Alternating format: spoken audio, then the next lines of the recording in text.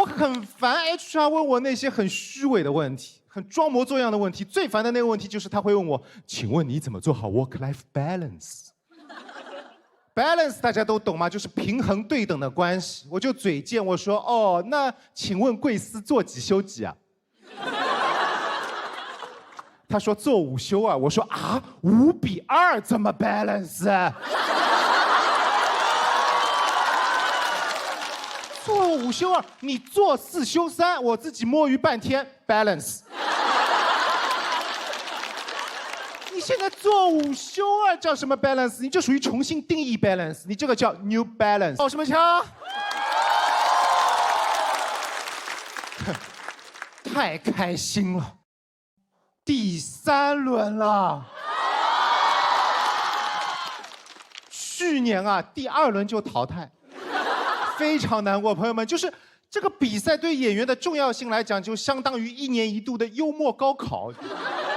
高考失利就是很难找到工作的，你知道吧？对我们来说，去年节目组还安慰我，他说没关系，门墙，你们啊，晋级的他们和你们淘汰的收获的东西不一样。哎，确实不一样，他们有节目，有流量，有商务，我有什么？我有空。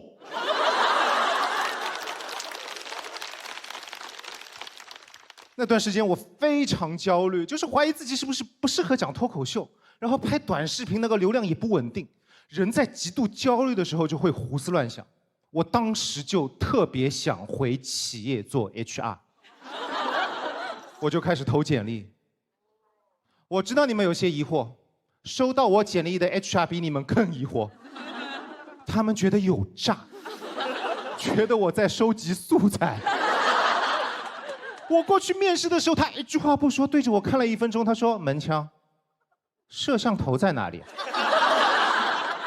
而且我发现，就是我再也通不过面试了，因为我全职做了2年脱口秀演员之后啊，我嘴太贱。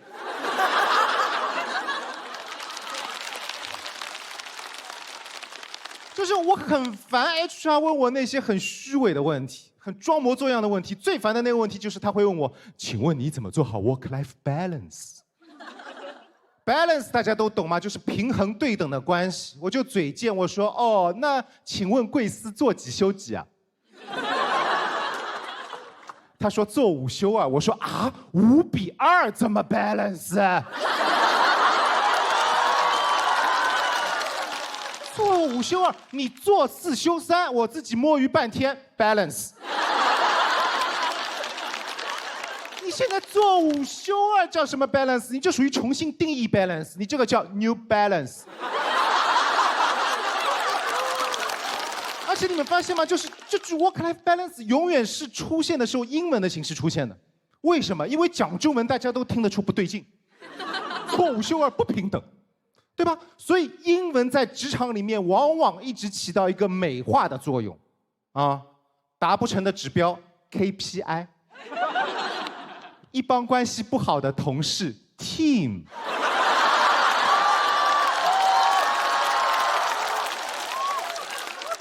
几个关系不好的 team family。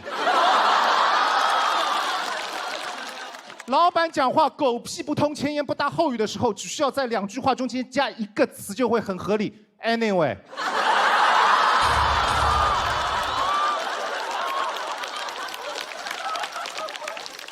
我现在其实很后悔，因为当时辞职太嚣张。离职当天，老板说：“门枪，祝你越来越好，不要被资本绑架。”我说：“你阴阳怪气谁呢？不被资本绑架，我怎么越来越好？”哎，我裸辞讲脱口秀是要去勇闯娱乐圈的，我的终极目标就是被资本绑架。我做梦都想像那些顶流一样啊，赚一些我不想赚的钱。接一些我看不上的产品代言。我准备好了，资本呢？快来绑我呀！我很乖的，快把我绑到蘑菇屋，让我过上向往的生活。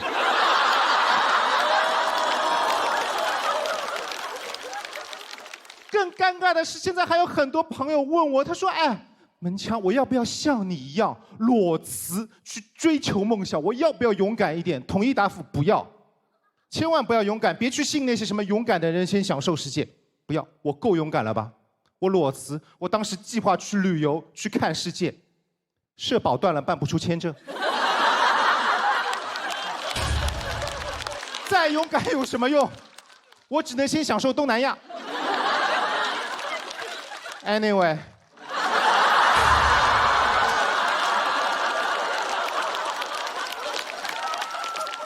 还是得找工作，你知道吧？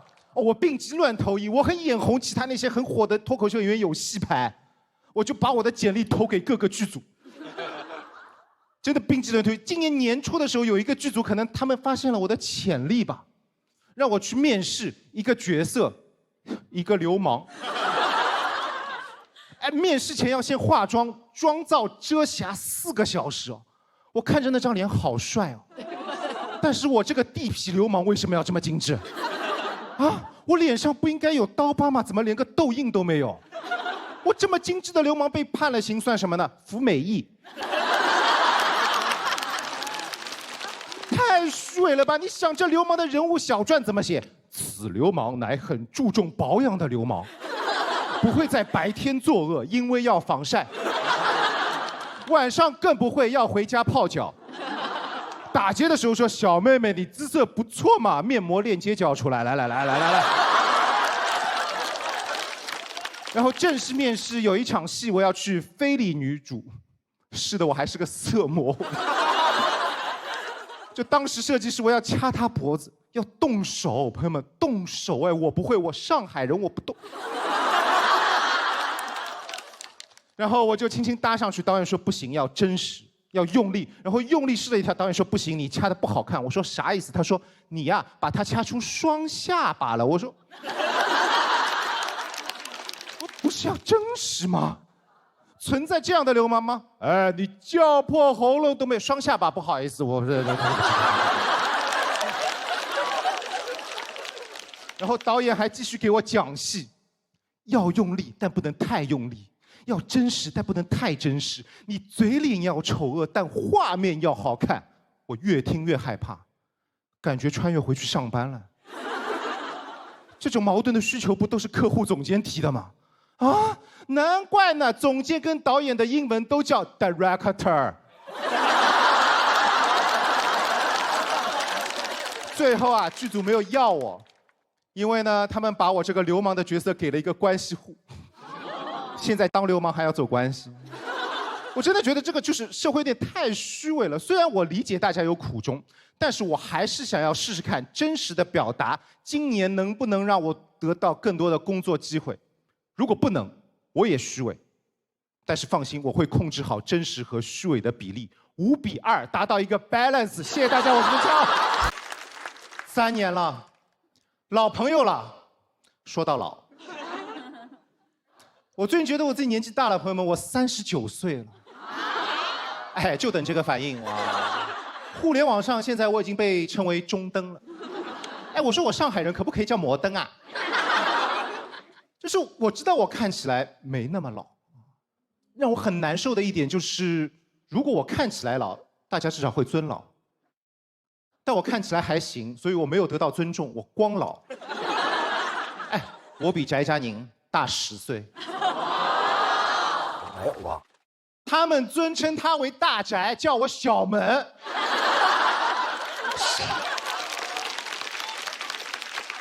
很像一个奇怪的组合，大宅门。哎呦，现在别人问我岁数啊，我都不正面回答了，我都说我87年的，我让他自己算，万一他算出来29呢？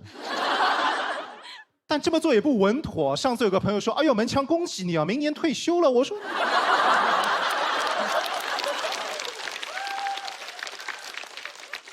脱口秀演员呢都很贱，在知道我的年龄之后，一直会问我一些很古早、很刁钻的问题。蒙哥，你下过香吗？用过粮票吗？我说没有，我用的是银子。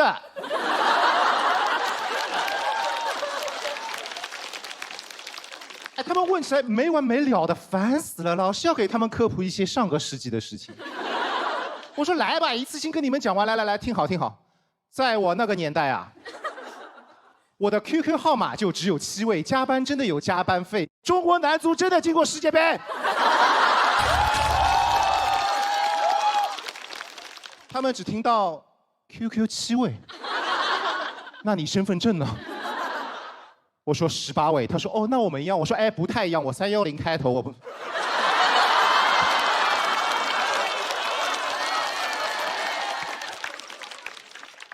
现在身体也是每况愈下了，腿脚不太好。我现在啊，只要这个腿站超过5分钟，就很容易麻。所以如果等一下我突然不讲话了，我就是演完了，但是下不去。当然了，其实虽然内心很焦虑，你们还是可以从我身上找到一些松弛感的，对不对？我的脸，皮肤松弛。尤其是我现在很多时候工作要和一些明星和爱豆同台，哇，他们的皮肤好贴好紧啊，没有毛孔的。我上一次皮肤这么好，1987年。太焦虑了，太焦虑了。我女朋友为了安慰我，她说：“不如我们就你陪我出国旅游散散心吧，我们离开这个制造容貌焦虑的地方。”我说：“好呀，好呀。”我就答应她了。然后呢，我就陪她去了意大利。我大意，路上全是帅哥。哎，我在那边我一点都不焦虑了，我纯自卑。我们第一天到那里点菜的时候，我说：“哎，你要吃什么？”他说：“随便，都是我的菜的。”讲完他就站起来，我说：“你去哪里？”他说：“我去拍一些风土人情哦。”我回来相机看哪有风土，全是人情。我气死了！我当时啊，要能站得起来，我早走了。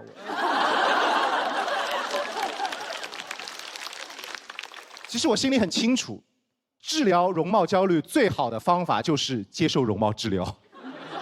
所以今年1月，我去了一次韩国。我知道你们有一些疑问 ，Yes I do。第5代黑钻超巨核能超声炮。不要做。医生说这个东西的副作用是会肿1个月。当时1月，我3月演专场，我说来吧 ，do。做的时候他还问我痛吗？不痛的话，我们把功率调大。我痛死了，但我没说，我一样付了钱的，必须享受最大功率。所以他问我痛吗？我一边哭，一边说啊你啊。做完之后，他说：“恭喜你顶住了最大功率。由于是最大功率，所以会肿4个月。”我说。然后回来演专场的时候，我的脸肿得像猪头一样，收到很多恶评。门腔整容失败，门腔的脸蛮化了。恶评下面也有人反击他，说不，门腔只是中年发福呢。哇，我往下翻评论，还是有懂行的人说他只是做了超声炮在恢复期。是我小号，真的很怕变老，不知道该怎么办，我就去寻求我爸的帮助，毕竟他当老人比我有经验。我说爸，我好焦虑，我39岁，马上40了，怎么办？他说，哎，你不是已经41了吗？上海人说虚岁的呀。我说不是虚1岁吗？他说哦，虚1岁那个是郊区的算法。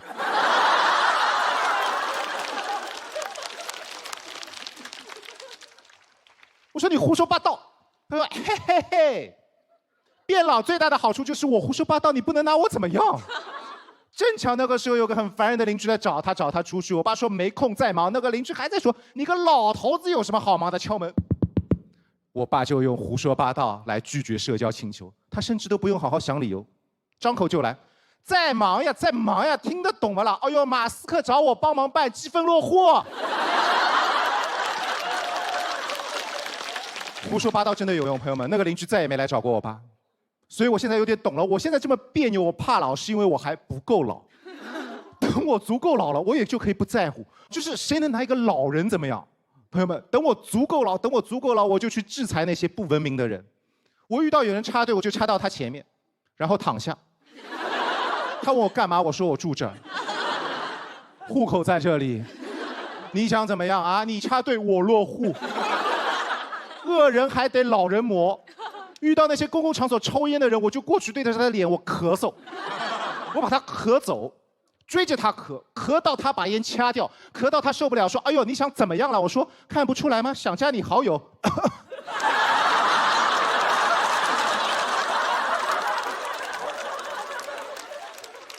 其实已经讲完了，有点麻。我还是会担心自己之后变老的样子，但我觉得好在我很庆幸我有这个舞台，因为我知道我们演员站在台上，你们就只想看我们最真实的样子，对不对？对。现在就是我最真实的样子，因为4个月过了，我消肿了，谢谢大家。我是一个 HR， 人力资源啊，失业了，现在就只能做全职的短视频博主，职场赛道。就职场博主，你们知道我们平时在干什么吗？我们平时就是一群不上班的人，教一群不想上班的人怎么好好上班，这就是我们的工作。但是其实我也不想失业，我今天就聊一下去年辞职的经历，朋友们。去年公司新来了一个总裁，他总裁员，他裁员理由也很离谱，我无法理解。有一次他跟我说，他说门枪，你去帮我把阿曼达给裁了，因为阿曼达性格内向。阿曼达是个财务，我觉得财务还是性格内向一点比较好，因为如果财务很外向的话，老板很有可能进去。你让阿曼达怎么外向？大家看，这是我新做的假账，逼真吧？是不是栩栩如生？老板就说他不喜欢内向的员工，他要外向一点。我说什么意思？他说：“哎，门枪 ，MBTI 你懂不啦？晓得不啦 ？MBTI， 多招点艺人。”我要公司活泼开心一点，艺人，老板可能是很久没有自己亲自上过班了，上班久了没有艺人。我下班可以很 E， 我休假可以很 E， 我工作日起床我就变 I 了，我坐在工位上就是哀到要死掉，左右的同事就是挨家挨户。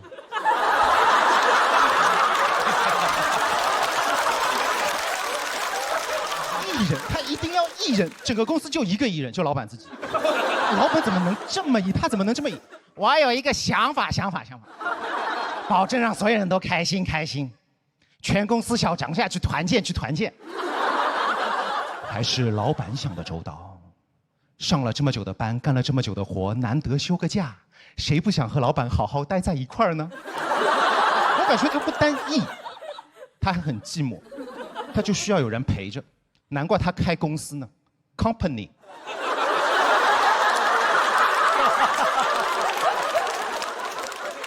哎，老板裁员理由实在太草率，所以我也开始反思啊，朋友们，我觉得我们现在的朋友只是对待工作过于认真负责了，走入一个误区。我觉得不要这样，我觉得应该反过来，我觉得应该对待感情认真负责一点，对待工作而已，玩的呀。我们知道人都是有感情的，但是我们也要知道，不是所有的人都是人。法人不是人。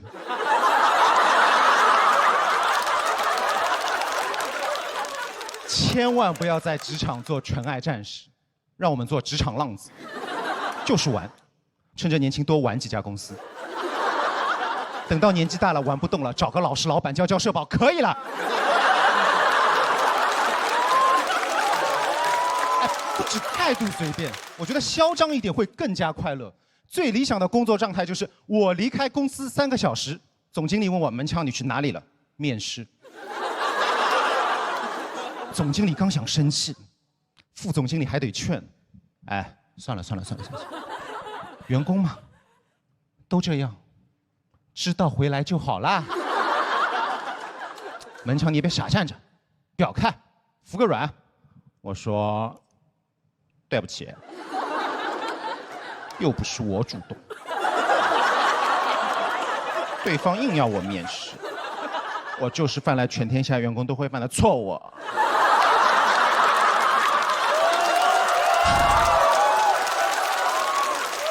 当然这都是幻想，现实就是老板每次让我裁员，我都下不去手，他还 PUA 我，他说门枪 HR 就是要做坏人，因为坏人的缩写是 HR。我说那好人的缩写也是。然后他就没办法，他说你要跟我共情啊，你站在老板的角度，你要跟我共情。他让我跟他共情，他一定忘记我是 HR， 我看得到他工资，很难共情。我第一眼看他工资这么高的时候，我很难过。我仔细一看更难过，那个只是税。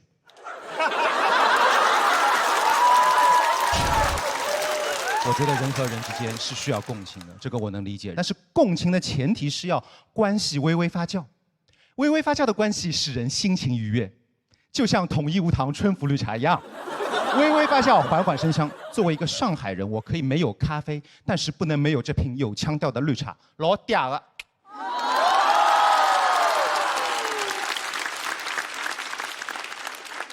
人和人之间是需要共情的，但是共情不能跨越物种。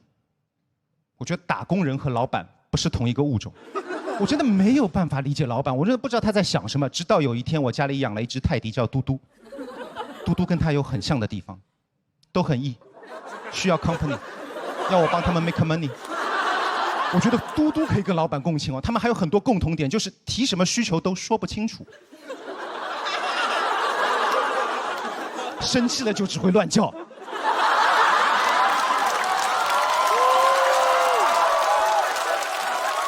所以在他莫名其妙裁员的时候，我就跟他说我不干了，我辞职了。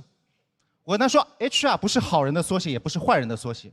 此时此刻我要跑路了 ，HR 的缩写就是哈哈 wrong。大家好，我是门枪，大家好。哎，有点后悔来这个节目，有点后悔，因为我感觉就是被节目组忽悠了，你知道吧？当时导演找到我，他说：“哎，门枪，你来。这个比赛在上海录，你是上海人，你有优势，你主场作战。我到这里来了，一看就我一个上海人。哎，这哪里是主场作战？这最多就只能是主场做客。我还问导演说：我说导演，我用沪语讲段子来塞不啦？导演说啥意思？我觉得没有人数优势倒也算了，至少有个地理优势吧。这个节目在杨浦区录，我家住在奉贤区。你们知道杨浦离奉贤有多远吗？我每天早上从奉贤打车北上，要2个小时。我出门碰到邻居，我说我去杨浦上个班，他说：“哎呦，去上海出差了咯。”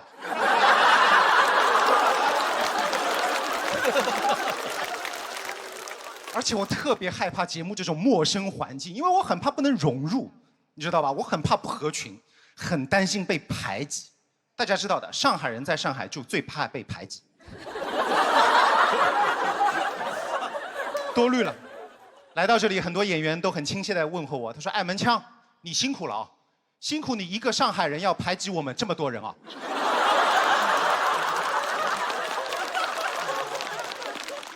我就非常要小心翼翼地去融入五湖四海。我观察了一下，东北演员特别多，于是我用出我的毕生所学的东北话去搭讪他们。我主动给他们推荐我们上海的本土的传统美食——咖啡。我用东北话推荐，我说：“哥们儿，这咖啡老好了，哐哐炫啊炫！啥喝了睡不着了啊？你就是没喝到位，再整点，再整点，透一透。”我现在在这个节目有个昵称“咖啡蒙子”，我知道这把稳了。有昵称说明表示亲切，融入成功，手拿把掐。不单录节目，我感觉我这一辈子一生都是在为了合群而如履薄冰。我当时刚毕业实习，去外企实习，我也很难融入，因为我发现同事们都会讲一些我很难理解的散装英文。我实习第一天就听到2个同事在茶水间聊八卦，我给你们学一下。Well， 侬晓得不啦？Jonathan， 当爸爸喽，儿子昨天出生了，儿子3100 G。3100 G， 他儿子是个移动硬盘吗？后来我才反过来，哦，3100克。哦，你们初中物理也不是很好呢。这外企真的太帅了，一定要说3190，不能说6斤2两嘛。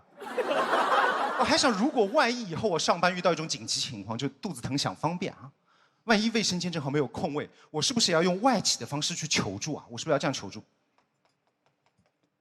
？Dear， 我这里有一些 situation， 你的 project 能不能 ASAP？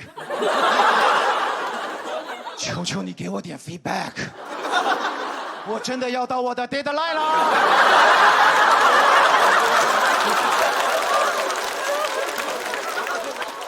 平时上班和同事话也说不到一块儿，饭也吃不到一块儿，得被迫合群。到了周末就不一样了，可以自由拼。肯德基周末疯狂拼 ，Crazy Weekend 拼，29.9选3个老北京鸡肉卷配一个甜品蛋挞，这么多，而且跟外企的说话方式一样，都是中外双拼。上班在 office 拼累了，周末就来 KFC 拼。合群这件事情真的对我来说太 important， 因为我从小家教就很重视合群这一块嘛。我是一个上海人，但是大家知道上海人也会分很多种，有很多种分法的。我是所有上海人中最正宗的一种，我有一半苏北血统。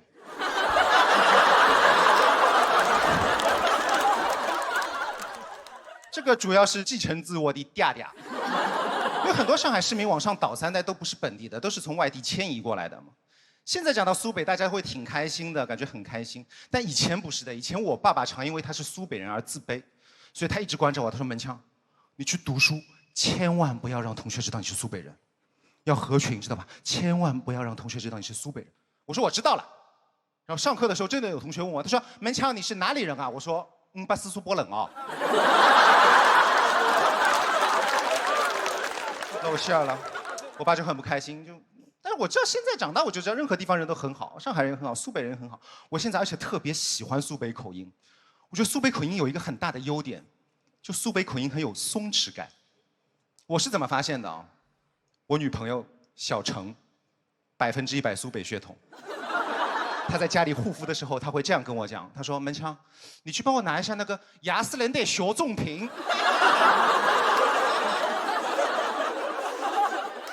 雅诗兰黛，哎，雅诗兰黛听起来不贵了，朋友们，20块钱一瓶。过一会儿他可以刷短视频，现在很多短视频都炫富的，他刷，他说：“哎呦，什么时候我也能住进汤臣一品啊？”到汤臣一品我还听得懂哦，毕竟我50%苏北血统。出门时候他跟我讲那个我实在听不懂，他说：“门枪，你去帮我拿一下那个可可。”我说：“什么可可？是口罩吗？还是奶茶吗？”他说：“不是的，是那个香水 Chanel 可可 No.5。”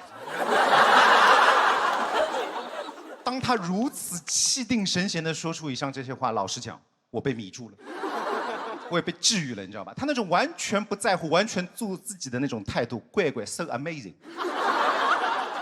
就我发现，原来小心翼翼的合群就不如开心的自己做自己嘛，用自己的声音讲自己最想讲的。我也觉得这是这个话筒的意义，这个麦克风的意义。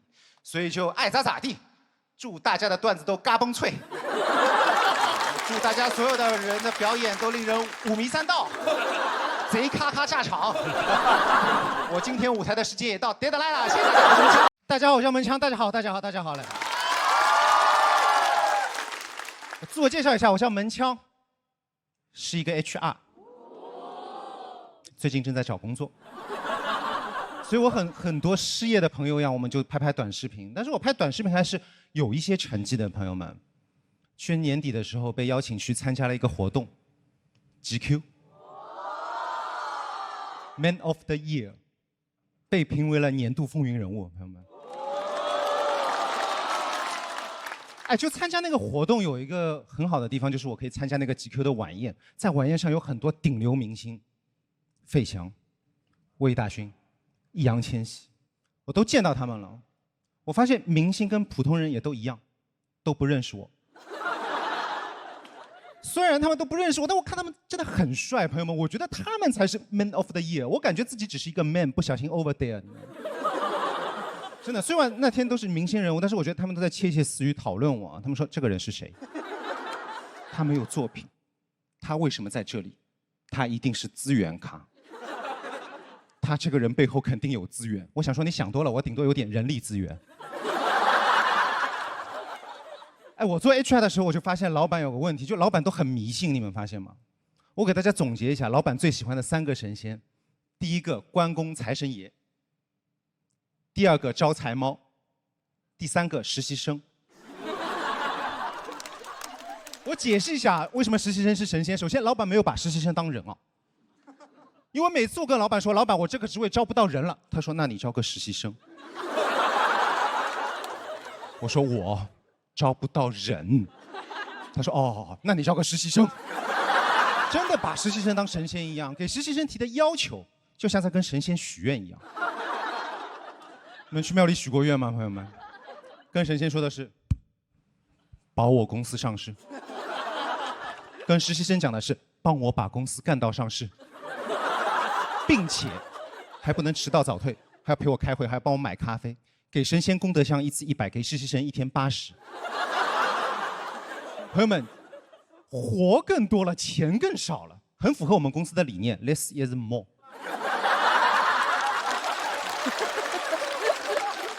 真的把实习生当神仙一样，开给实习生的工资也正好去购买一些贡品，瓜子、橘子、花生米之类的。真的，老板太不要脸！我现在终于明白老板为什么喜欢摆关公了，就是让关公替他脸红。我真的很担心实习生的情绪问题。我们公司的实习生小杨啊，有几次我们小杨在那边不停地抖动，我说小杨你怎么升仙了？小杨说不是，我在跳消气操。我说消气操有用吗？他说有用，跳累了就没有力气打老板。真的，在实习生身上可以学到很多东西，除了消气操之外，我还学到很多，比如如何拒绝 PUA。小杨做了2个月就辞职了，老板居然还有脸找他离职面谈。老板说：“小杨，来，你在我们这里2个月，成长了多少？10岁。”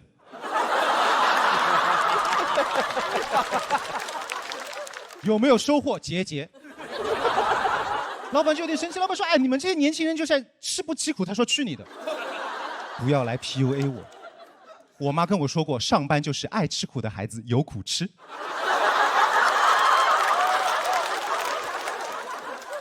哎，老板就真的有点生气。老板说：“哎，小杨，你有没有听过那句话？”他标英文，他说：“你有没有听过那句话 ？What doesn't kill you make you？” 他说：“make me emo。”老板说：“门墙算了，要不我们还是不招实习生了，要不我们还是招个人吧。”我说：“啊。”好可爱啊！真的招人，招人真的是我做 HR 最喜欢的一个部分。招人很有意思，因为招人一直可以听到公司里面那些职位很高的人讲一些智商很低的话，他们总有千奇百怪的理由去拒绝我给他们推荐的人。星座不好，八字不合。还有一次他拒绝一个人说这个人眼里没有光。我说你也相信光？我说你早说，你看我爸行不行？他有青光和散光。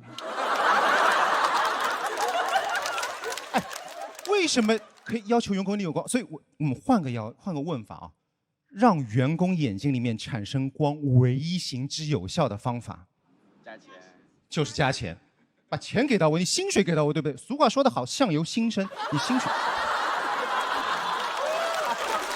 啊，你钱给到我就眼里有光了。你薪水给到我，眼里没有光，我每天早上可以早起半个小时，把2个眼睛泡完光再来上班。你薪水给到我就眼里有光，我就火眼金睛，没有任何问题。薪水给到我，我可以像孙悟空一样陪你西天取经。但是你薪水给不到位，不好意思，我的表现就只能像沙和尚一样。哎呀，老板不好了，财务总监被税务局抓走了。眼里没有光，我气死了，我就小声嘀咕了一句，我说你要眼里有光，你去找迪迦呀。他听到了，迪迦是谁？眼里有光吗？叫过来面试。我说不在上海，视频面试，异地入职。我说老板听我说，迪迦这个人能力是强，但是他每天就只有几分钟能力超强。老板说没有关系，你先招进来，先招进来。员工的好坏要看 boss 怎么带。我说，哎，你别提 boss， 迪迦最厉害就是打 boss。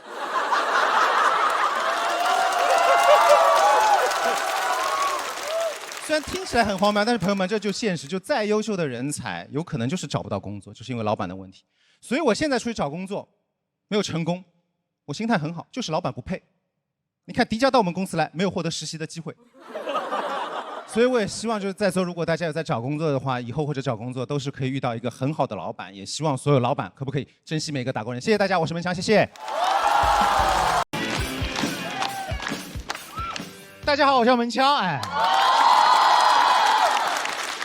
哎呀，现在出去跟别人自我介绍、参加活动，我说我叫门枪，他们都会很尊重我。他说：“门老师你好，你这个姓氏很少见。”朋友们，我不姓门，门枪是我的艺名。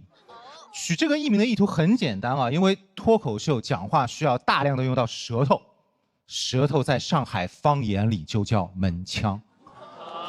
所以我出生在上海，我现在才叫门腔。我要是出生在北方，我现在就叫口条。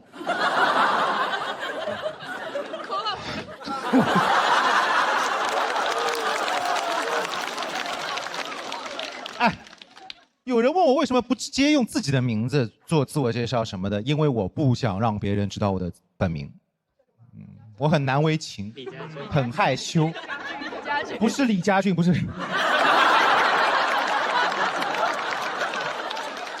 哎呦，我的本名叫张冰洁，弓长张，冰清玉洁。每次自我介绍都有人会说像个小姑娘的名字，对吧？我知道这种感觉很违和，就好比你去问蝙蝠侠 Batman，What's your real name？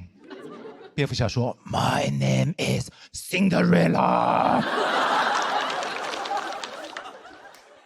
哎，名字秀气，我小时候长得也很秀气。课间10分钟，小学的时候跟男同学玩游戏嘛，玩一些角色扮演的游戏，他们就会说：“张冰洁，你来演冰冰公主。”我说我不要当公主，他说那你当丫鬟，我说我当公主。冰冰公主。哎，别的男生分配到的都是那种王子、大侠、将军，我分配到的角色都是公主、格格、千金。我也演过一次将军，花木兰。男同学还总是喜欢在游戏里面追求我，我都没同意，因为课间10分钟不够了解一个人。我冰清玉洁没那么随便。我也不理解他们的追求方式，他们不讨好我，他们就互相决斗，而且他们决斗方式也很奇怪，他们互相吐口水。我当时感觉你们还来追求我干嘛？你们不需要我了，你们已经在相濡以沫了。后来还是女生来解救我，我们的女班长拿出了她的法宝——行为规范记录表。那群雄性幼崽一下子情绪稳定了。girls 不但 help girls， 还 help girly boys。我问我爸妈为什么要给我起冰洁这个名字？我妈说，因为名字是家长对你的期待，我希望你冰雪聪明，洁身自好。妈妈，这份期待很有难得。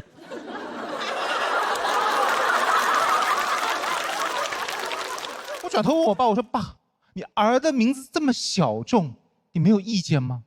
我爸说，你妈负责起名，我负责姓，这都有分工，还 teamwork。我爸说，而且名字小众有什么？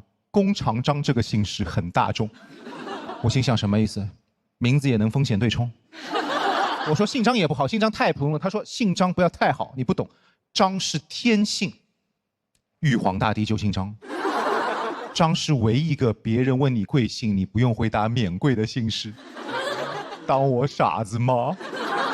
啊！别人问您贵姓，我说老子贵姓张。玉皇大帝就姓张，不懂了吧？很有权力的，这就叫姓张力。我真的不喜欢我这个名字，我说我要改名字，然后我妈说你别觉得冰洁这个名字小，这份期待很大的，因为男人很难同时做到既冰雪聪明又洁身自好。我当时的第一反应不是鼓掌，我看着我爸，你到底做了什么？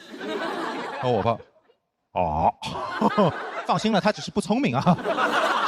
我长大了才懂我妈的意思。我上班当了 HR 之后，我发现很多男同事，尤其是男高管都不太冰洁。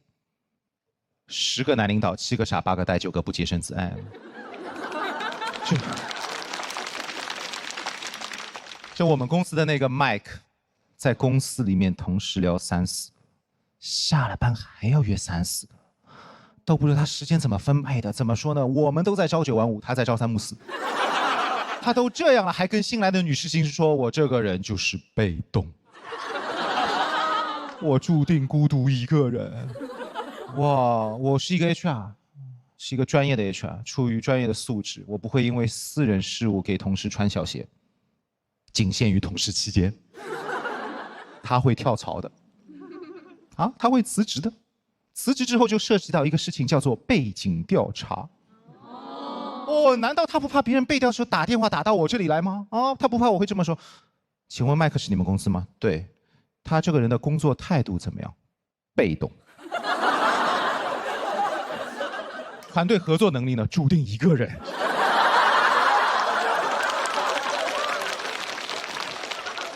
那这个人有没有什么优势啊？我说，硬要说优势，时间管理。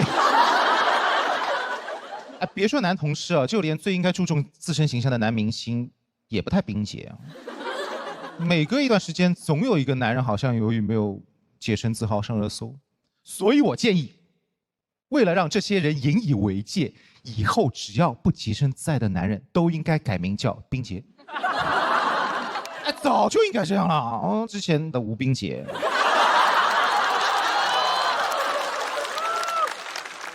金冰洁，还有那个什么肖冰洁。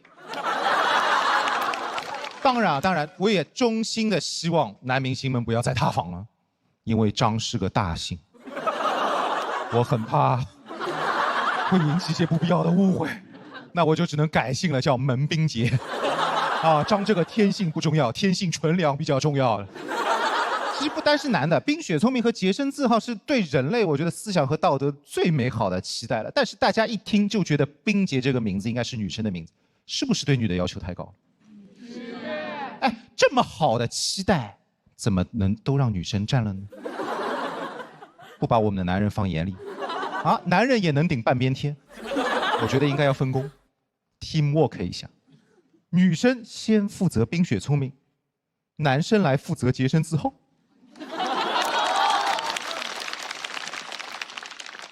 大家以后啊，千万不要再夸男生专一了，因为我们只是做了每一个男孩子都应该做的事儿。谢谢大家，我是张冰洁。大家好，我是翟佳宁，谢谢。这个半决赛了哈，说实话，现在什么心情就很羞耻，没想到得跳那个 Yes OK 了，那朋友。咱聊点更羞耻的啊，聊聊爱情。我也有过爱情，冒犯了啊，冒犯了。真的，我曾经有过爱情，我特别喜欢人女生，朋友们，但我真不太理解这个谈恋爱的时候啊，人给咱定的一些规则。朋友们，真的，你知道人女生都非常可爱，对吧？她想把我也变得非常可爱。跟我说原话，说翟佳宁，你看哈，咱俩现在已经是男女朋友了吧？那我就不能再继续喊你叫翟佳宁了，从现在开始，我就得管你叫小笨猪。朋友们，你看我这张脸了呢，做梦我都想不到有一天我能跟这动物发生关系。他说：“那你不能继续喊我名字，你把我备注给改了，改成叫小粉猪。以后咱们俩发信息打电话之前，必须先哼哼。”朋友们，真的，我30周岁了，我问了自己一个问题，就是如果我就早晨坐地铁就看着有个男的，长我这德行，30来岁了，站在我旁边突然掏出来手机就哼哼，那我必须跟他说一句 Yes OK 啊。完了，朋友们，哎，你们谈恋爱的时候喜不喜欢看对方手机？人女生喜欢定期给我玩游戏，就每隔1周左右的时间，打开我那个抖音短视频，往上刷10个视频，数一数能蹦出来几个美女跳舞。我真的，我从来没这么痛恨过人工智能和大数据了呢。就你每次站在旁边看他刷，你那个心情不自主的忐忑微妙。第8个没有，太好了；第9个没有，马上完事儿了；第10个啪蹦出来个美女，我当时感觉我死亡证明都出来了。真的，哎，我后来朋友们，我还仔细思考了一下，我感觉这件事儿很大一部分责任就赖咱手机。朋友们，你想哈，咱现在都是智能手机，对不对？人脸识别解锁，手机它天天看我好几10遍，那咱讲理，他手机应该认识我呀。那你说你突然看见一个陌生女生搁这刷你，你作为一个人工智能产品，怎么这点人情世故你都不懂呢？我就感觉这短视频就应该给人推出来一个女朋友模式，放在后台就藏着。就当你突然看见一个陌生女生搁这刷你，就应该使点气儿，连续蹦出来10个就和尚敲钟的视频，还咱们爱情的和谐啊！完了，朋友们，对于我这种纯直男，最难的一件事没有之一，我最不会干的一件事就是回人女生发来的微信消息。你们有没有这种感觉？就谈恋爱的时候吧，难免爱给对方发那种就是已经有结果，咱却帮不上忙、回答不上来的问题，就是好累呀、明天要上班，怎么办呢？怎么办呢？我6点半也得起呀。我都想起来我当年高考答语儿阅读理解的状态了。我好困，我说那困咱倒是睡呀，倒是。那我好困，完了还不睡，那到底表达作者什么思想感情啊？那到底？而且朋友们，我发现，然后最难的嘛，不是说咱不知道怎么回人家，最难的就是当咱思考应该怎么回人家，思考时间长了，中间没回人家，突然我好困，底下啪，小姐姐发来个问号，那就完了，那是到点收卷了哈，那就是。哎，我为了解决回女生微信消息的问题，我付出了很多努力。真的，朋友们，我现在手机里多下了200个表情包啊，绝大部分全是粉色的，像那个玲娜贝尔、卢皮、草莓熊，我跟他都好朋友都这。我数了一下，哎，其中117个是那个叫贴贴的表情包啊，贴贴。各位兄弟，相信哥们儿一句话，一定要学会贴贴着呢。贴贴可太好了，贴贴基本上能回答对方任何喜怒哀乐。你试试，我好饿呀，贴贴；我好困呐，贴贴。怎样？我和你妈掉水里，你先救谁？我先贴贴着。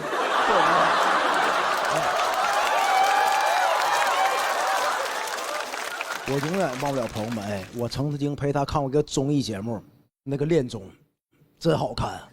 给各位没看过的朋友科普一下，这个节目是干啥的？我看了一下，这个节目就是把4个男嘉宾、4个女嘉宾放一个大别墅里，让他们朝夕相处1整个月。月末选择心动的彼此。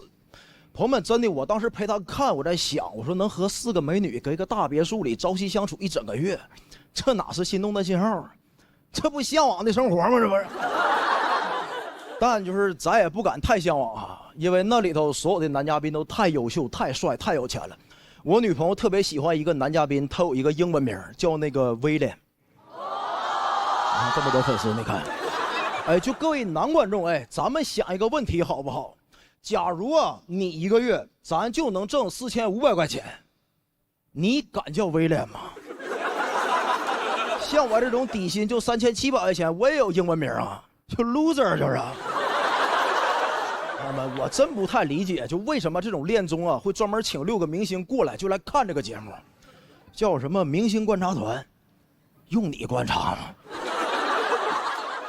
我看他们就没有别的事儿，就放大人家任何一个互动简单的细节，就很简单。威廉在厨房和一个女生做饭，人好心好意从后边给威廉系围裙，这时候明星就说了：“这威廉怎么回事？”人家女生给他系围裙，威廉脸上怎么一点笑容都没有呢？我说什么玩意儿？真的朋友们，我想就我搁厨房和个女生做饭，人好心好意从后边给我系围裙，我要是笑了，那不变态吗？那不是？就。记紧点啊！很难想象啊，所以朋友们，最后啊，我给各位讲一下，我们直男最喜欢啥？反正啊，我最喜欢的就是那奥特曼。真事儿，你都不知道我跳完 ESOK 得看多少遍奥特曼才能缓过来。所以朋友们，我跟你讲，我最生气就前2天有个新闻，你知道有个家长说那小孩就上小学看奥特曼就学坏了，开始变得暴力和同学打仗，并且模仿奥特曼说我要打死你。朋友们，我就很生气，我看了20年奥特曼了，我就问一句，哪个奥特曼说过我要打死你？我看20年奥特曼，我记得奥特曼拢共就3句台词啊，就是恰，恰，还有叮咚叮咚叮咚。讲到这儿，谢谢各位，谢谢。嗨，大家好，我是黑灯。很高兴啊，比到半决赛了，其实已经非常满意了。决不决赛的其实都无所谓啊，大家根据自己喜好投票哈，就是喜欢谁就投给谁，帮他晋级啊。但是投给我呢，还能额外再攒一份功德。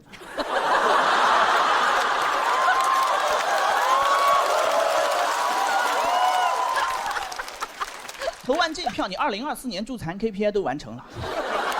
下次在地铁口碰到那要饭的，你就理直气壮，你说去你的！老子给黑灯投过票。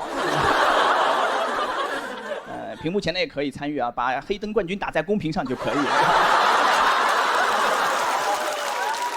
2013年啊，去了一趟西藏，啊，当时就觉得视力在逐渐下降，我说要不然趁现在还能看到一点，赶紧去看看，对吧？当时呢，跟朋友合伙开了一个户外用品店，黄了，啊，把店就关了，分了分，我分到了1万块钱和66双登山鞋。我说就这1万块钱，我就花了它，开心开心，随便花，家里人也不可能再说什么了，我都瞎了，我花你们点钱怎么了？冲动嘛，青春就是燃烧一把。背了个包就上火车了，从无锡上的车坐到拉萨，48小时硬座，坐到青海人就不行了，腰要断了。后半段就是硬座，坐一会儿在凳子上这么跪一会儿在那扭。火车上睡觉还感冒了，下车之后去住宿，一进那个青旅我就知道来对了，符合了你对西藏所有的幻想，什么神秘的雪域高原一模一样，就汇聚了全国的傻缺文艺青年，非要杀死那个石家庄人。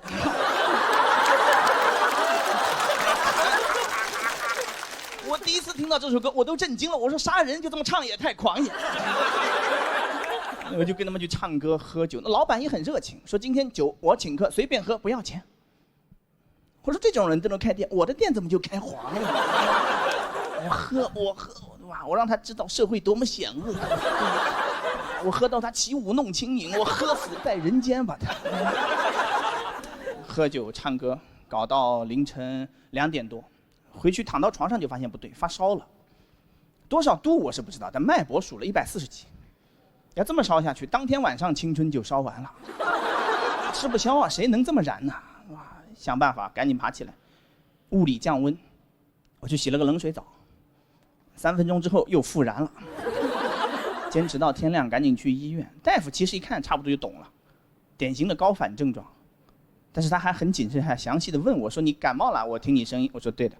他说什么时候来的？我说昨天晚上10点钟才下火车。他说喝酒了没？我说喝了。他说洗澡，我说也洗过了。他说那你来找我是什么意思？你后悔了是不是？突然不想死了？你要这么玩，那不就自杀吗？那不就是上高原3大禁忌，千万不能感冒，1星期之内不能喝酒，不能洗澡。我不到4个钟头就干完了。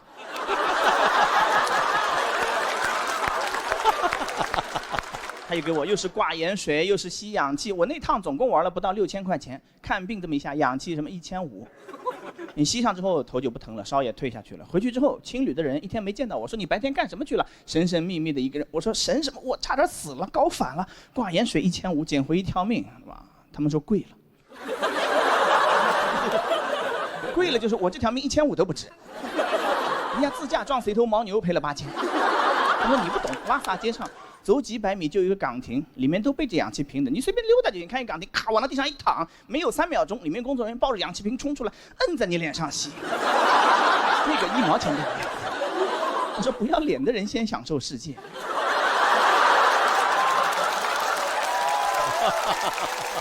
还能这么玩，果然是万能青年旅店。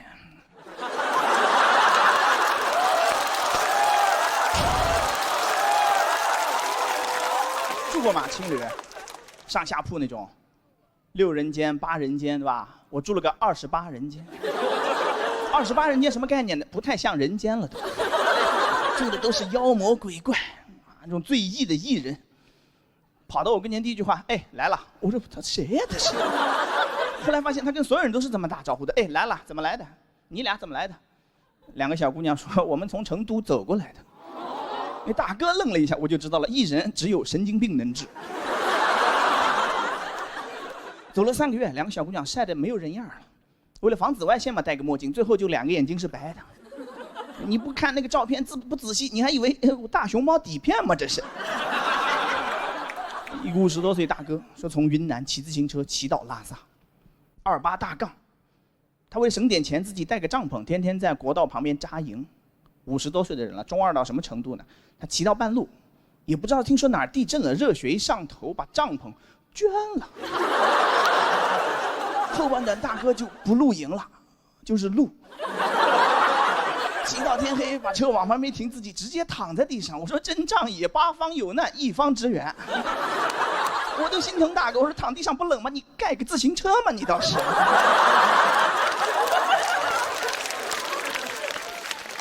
我在旁边听他们聊，我都不好意思插嘴，因为我毕竟是坐火车去的。后来听到一个大姐，他们还问我说，那个，哎，你怎么一直不说话？你怎么来的？我说你要问的话呢，我算是跪过来的。他们说这个是信仰的力量。后来是听到一个大姐，她说她是坐飞机过去的。我感觉刚才我还跪在那儿呢，噌一下就站起来了。她把狗也带上了。她说出去玩10几天，把狗关在家里，狗肯定会抑郁的。一个快乐小狗活着要是不快乐，那和做人还有什么区别？打个包把狗托运了过去，同一趟飞机一下来之后，连人带狗一起高反了。我也是那天才知道，哦，狗也会高反。他在机场里面买了个一次性的氧气瓶，就这么人一口，狗一口，人一口，狗一口啊，勉强保住2条命，一条是狗命，另外一条不是，就他说那怎么办呢？还是让他抑郁吧。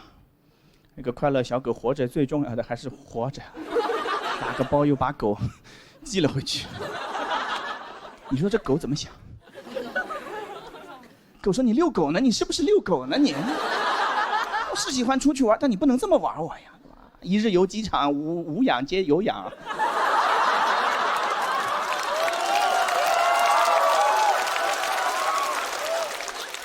听了这么多之后，后半程彻底就骚动了，因为那些普通的旅游项目根本满足不了我了。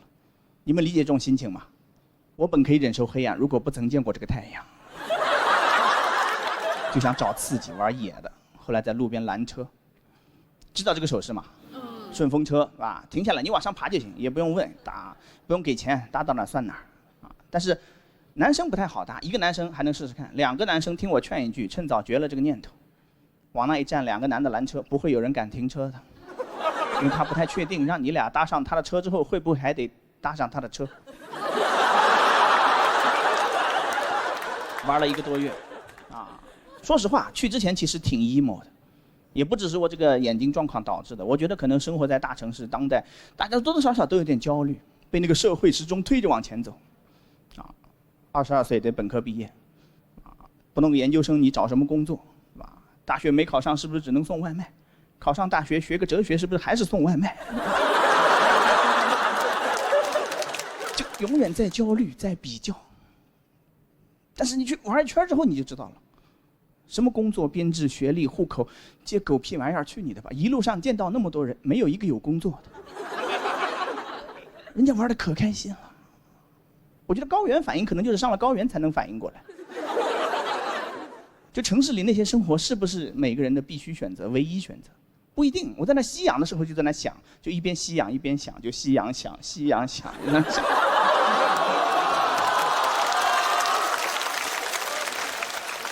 人家根本就没有工作，玩得这么开心。我说会不会做人最重要的就是要没有工作呢？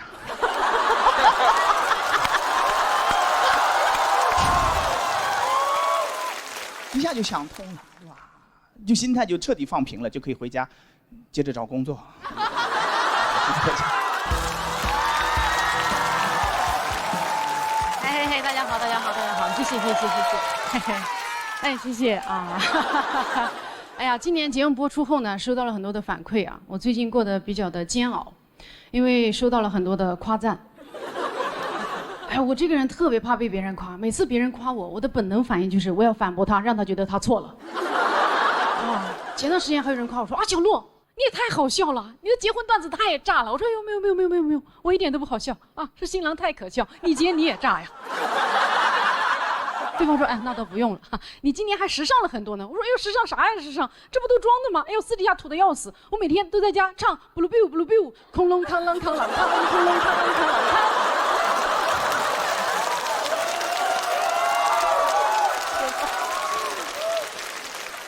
我知道这个梗非常的羞耻，但是也不会比我被夸更羞耻。我这种被人夸就觉得羞耻的心理，朋友告诉我叫做不配得感。哇，对于不配得感，我可太有配得感了。我到现在为止，每次脱口秀表演，只要超过5句话没有梗，我就觉得自己不配站在台上。我知道你们现在很紧张，这句才是第5句。只要超过7句话没有梗，我就觉得自己会死，所以每次上台我都像是曹植在给曹丕讲脱口秀。我还很害怕过生日，啊，就怕别人对着我小鹿生日快乐呀，生日快乐呀！哎呦妈耶，因为我觉得我也没做对什么呀，我不就是被生了吗？不值得这么祝福呀。所以每次我都很局促，局促的像被爆了什么黑料一样，恨不得一个劲在那说：“哎呦，不好意思，很抱歉，占用了公共资源。”我的确是出生过啊，那你们就当我没有出生过好吗？不要再祝福了，也不要买鲜花和蛋糕啊，我花粉过敏啊，吃蛋糕会死。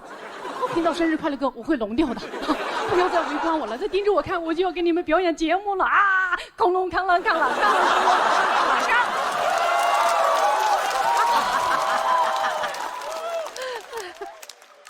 我朋友说啊，我这种深深的不配得感，底层是因为我不够爱自己。他说我得学会爱自己，我心想啊，爱自己，人不是应该多爱爱别人吗？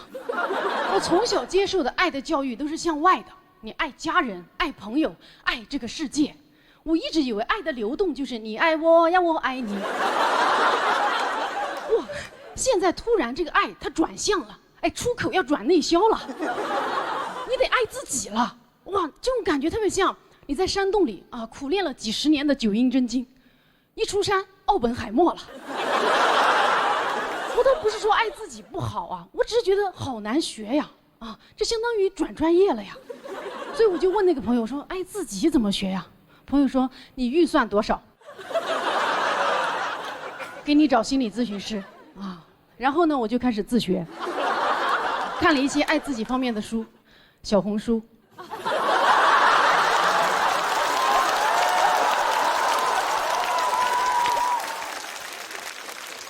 以前我以为爱自己是给自己买花、买衣服啊、买香水，现在我才明白，爱自己就是重新养育自己，哎，做自己的父母，给自己买野兽派、Lululemon、香奈儿，这是做自己的父母吗？这不是做资本的衣食父母吗？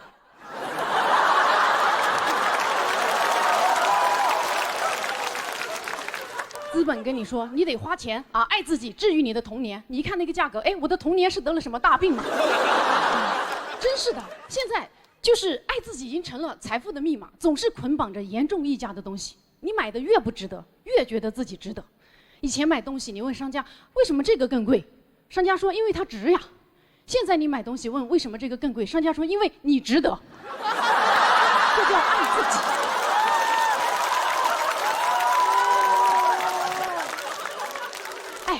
什么意思？所以我消费了我自己，消费又等于爱，所以现在消费主义成了爱的教育。以后别人问我说：“哎，你都没钱了还买呀？”我说：“哎，再穷不能穷教育。”当然啊，在学习爱自己的过程当中呢，我也买了很多东西。现在没有学会爱自己，先学会了断舍离和挂咸鱼。但我发现啊，买东西既不代表我爱自己，也不会让我爱上自己。所以我决定去找一个爱自己的榜样来学习。我找到了杨天真，她到处爱自己，爱得家喻户晓。我就开始看她的书，听她的播客，哇，真的有用。我爱上了杨天真。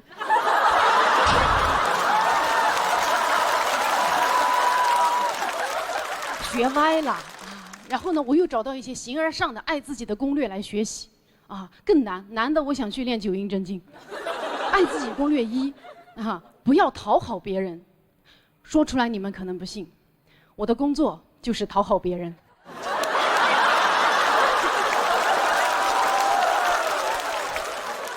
我爱上自己那一天，就是我在台上光说话不加梗的那一天。到时候观众都会在下面蛐我说：“小鹿怎么回事？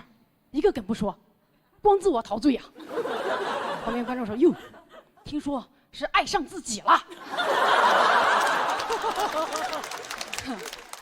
爱自己攻略2啊，接纳自己的真实情绪，这个也很难做到，因为我从小学习的啊，都是掩盖自己的真实情绪，什么胜不骄败不馁，宠辱不惊，哎，不要暴露野心，我一直都是这么做的。我之前参加了一个脱口秀某大会，上去就被人淘汰了。当时每个人来问我什么感受，我都在那强撑着装豁达说：“哎呦，哈哈哈，比赛嘛，有输有赢，哈，谁都有可能被淘汰，所以也不觉得有多么的意外。”但是其实当时啊，我内心最真实的情绪是：完全没想到啊，我被淘汰了第1轮啊！哎呀，好丢人呐！哎，还好被复活了，哎，又被淘汰了。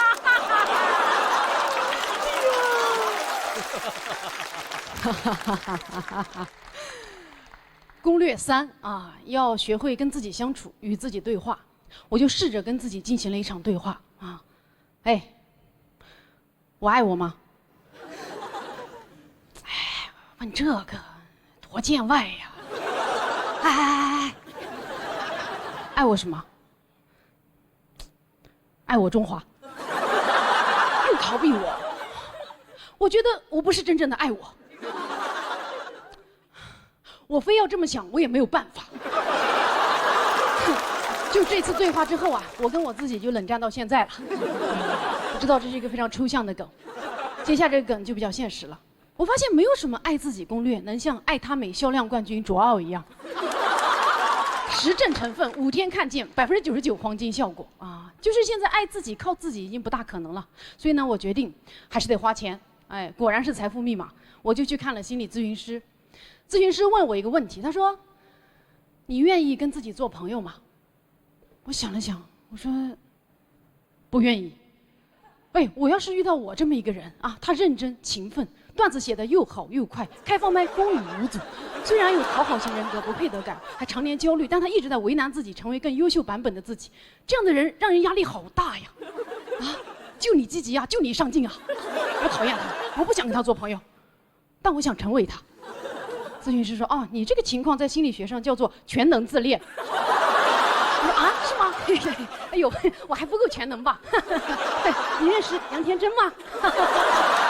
好，谢谢大家。哎，大家好，哎，大家好，这个我爱你们，也爱自己啊。对，最近写稿写的有点焦虑，其实想每一期都带给大家不同风格的稿子，真的已经绞尽脑汁。我都想要不我写 one liner 好了，反正这个赛道已经变成蓝海了嘛。有点焦虑，你知道，我现在写稿有点注意力缺失了。就是我其实我是一个很喜欢看书的人，我现在看书完全看不进去了。我每次坐动车来上海都会带一本书，到了终点就看了2页。我说怎么行万里路读2页书？真的，我现在包里还放了那本书，是一本张爱玲，现在赛程已经过半了，第一炉香还没烧完。我现在连电子书都听不进去了，我听那个武侠小说，满脑子想的都是现代的事情。我有一次，我听到一个情节，《神雕侠侣》里面那个黄药师跟杨过2个忘年之交，在那个酒楼上喝酒，然后遇到敌人，杨过就先冲上去打，就很奇怪啊，残疾人先上。更奇怪的是黄药师他不帮忙，他兄弟在那打架他不帮忙，他就是在喝酒就算了，他还说了一句很气人的话，他说：“杨兄弟这套黯然销魂掌，使得真是目眩神驰。我今日便要以杨兄弟的掌法下酒。”我当时听到这个，我说掌法下酒，那不就是划拳吗？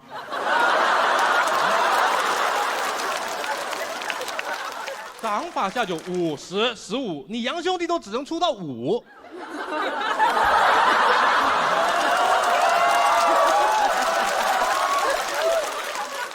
焦虑啊！其实我最近在尝试让自己的生活变得清爽一点，我在尝试戒烟了，因为我感觉我被烟困住了，这种感觉其实挺不好的。有的时候我就觉得我不是想抽烟，我只是习惯了在这个时候要抽烟而已。比如说走路的时候，走路本身是很无聊的嘛，当你走路的时候手上拿着一根烟，你就感觉这段路走的不亏。我有一个朋友，他完全不喜欢走路，1公里都要打车的那种人，但如果你给他发一根烟，你说走走，他就跟你走。一根烟抽完了又走不动，再给他发一根还能走，你感觉像在投币啊！我觉得你给他2条中华，他可以徒步进藏。所以我就想着，要不我就出门不带烟了嘛。结果我烟没有戒掉，非常的恋家。其实出门不带烟，主要就找朋友要嘛，就找人蹭烟，反正他们都会发烟的嘛，他们给什么我就抽什么，就跟化缘是一样的，你知道吧？法号戒烟。但是我发现有一个问题，就是你老是不带烟，他们就不发给你了，他们只会发给有烟的人。我说你发给我呀，他们有你发给他们干嘛？你发给我呀，你发给他们只是锦上添花而已，你发给我才是雪中送炭，我就要你一块炭，火我自己有。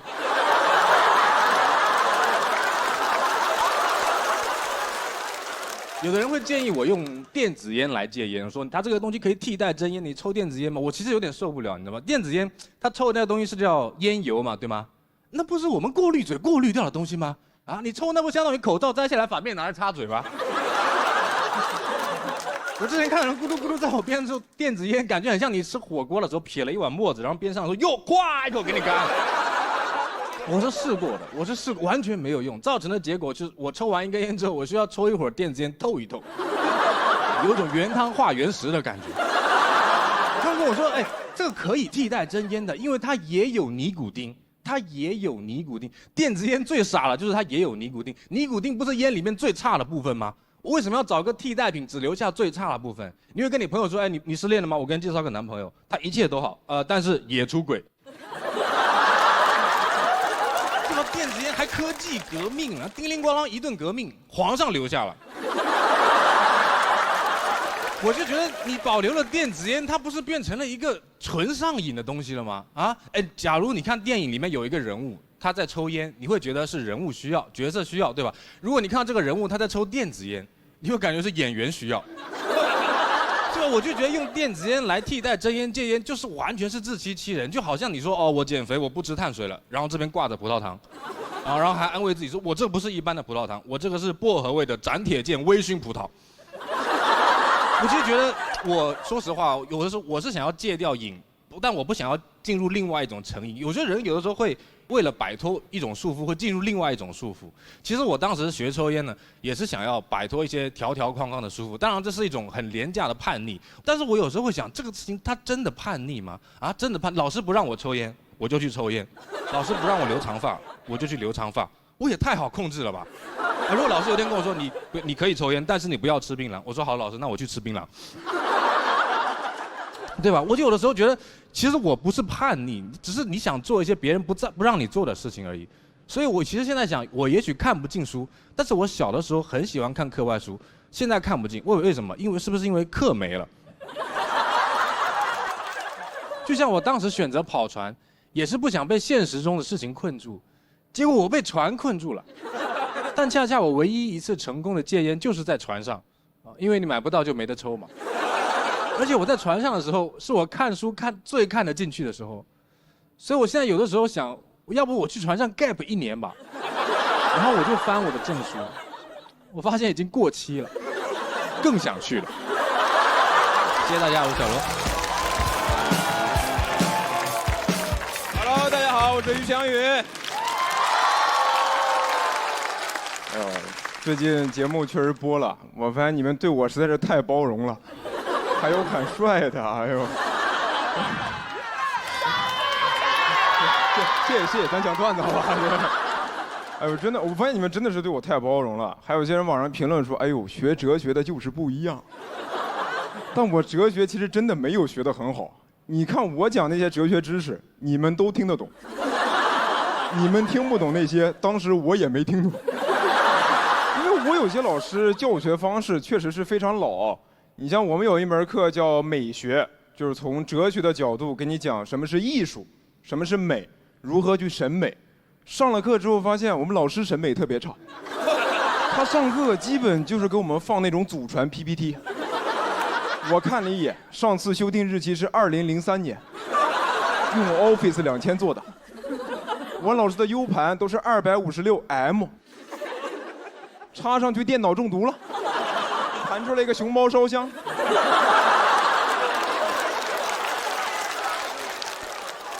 PPT 打开之后还有2行标语，写着上课勿摘口罩，时刻严防非典。下一页课程的标题是5个大字，用的是宋体，加粗、描边儿、立体带阴影、彩虹渐变色。5个大字，什么是艺术？这是艺术吗？这不是艺术字吗？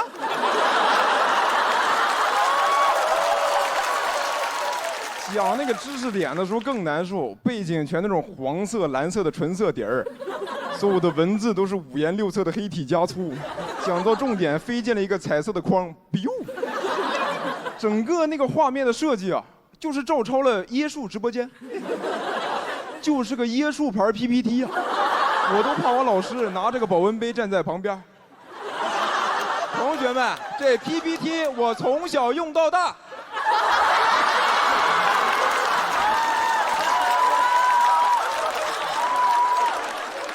除了学啥以外吧，大家也会问我说，那你们学完哲学到底能干啥？我也不知道。我有个师兄是哲学博士，不知道你们看那个新闻没有？我有个师兄是哲学博士，晚上兼职在校门口摆摊儿，上这么多年学，考研、考博，现在考肠，挂了个牌子说哲学交流，买1根烤肠可以问1个问题。这谁路过不想问1个问题啊？你这多少钱1根啊？受到我们师兄的启发，我们学校门口现在已经有了哲学酸奶、哲学钵钵鸡，感觉哲学和啥都能搭配，比如哲学白酒、老村长、真正纯粮酒，好喝不上头。你买1瓶，问几个问题都可以，答案反正都在酒里了。然后最近还有经常有朋友问我说：“于翔宇，那你为啥明知道不好找工作，还要坚持学哲学？现在大学不是可以转专业吗？”是可以转，我就是从计算机转到哲学的，我一点都不后悔啊。我其实就是当时太年轻，想不明白人为什么活着，我就觉得可以先思考人生，大不了再回去干程序员。但现在程序员也不好干了。我那帮做程序员的同学也开始怀疑人生了，他们就跟我说，现在这个行业不好，可能自己干的这个领域、这条赛道随时就没了。我很能共情啊，我一开始干过补习老师，赛道没了，来干脱口秀差点也没了，感觉我就是行业明，我还不能叫自己行业明灯，行业明灯这条赛道也没了。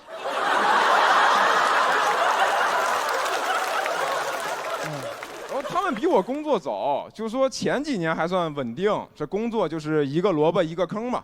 现在就是坑位在减少，那萝卜不知道能去哪儿，可能连网约车都开不了了。现在有无人驾驶出租车了，那玩意儿叫萝卜快跑。感觉这车撞你之前还要嘲讽2句，说萝卜，快跑吧，时代的车轮来撵你啦。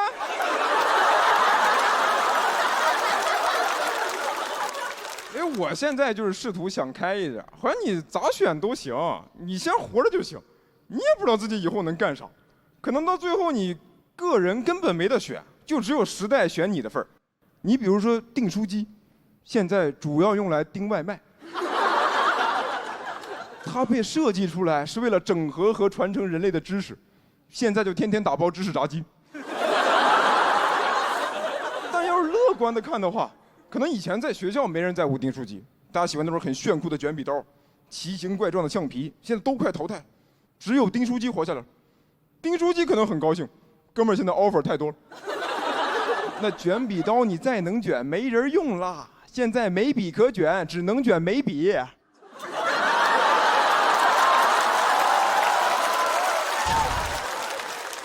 还有那回形针，那回形针半年就接了一个拆 SIM 卡的活儿。只有我订书机成功转型，我现在上得厅堂，下得厨房，能盯精神食粮，也盯得了食粮。我有今天也不是靠自己，是时代在召唤。谢谢你们，我叫于翔宇。Hello， 大家好，我是刘仁成。你们是过分了，今天一定把话说清楚。哎呀，今年上节目了，也是走到半决赛了，很想改变命运，帮帮家里面，结果节目播了，自己也不火，但对我们家的门窗生意倒是也没有帮助。还因为给了我们家店很多镜头，就被网友质疑说我们家塞钱了。说这哪是胖子门窗啊，这是太子门窗啊！这个太子实力也不行啊，自己闹心就算了，再看看身边人，看旁边那个黑灯，天天拿200票。前2天跟某果合作了商务，是那个高端的科技品牌，奇异果 TV， 然后开玩笑就做手机那个，我嫉妒死了，整个人嫉妒的面容扭曲，幸亏他看不到。主要他跟我炫耀，他说刘仁成，你们门窗行业有这种高端的科技品牌吗？我说怎么没有 ？Windows。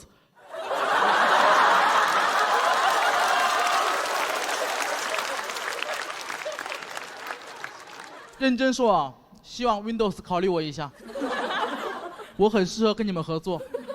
我这个人性格微软，容易崩溃。期待与你们见面。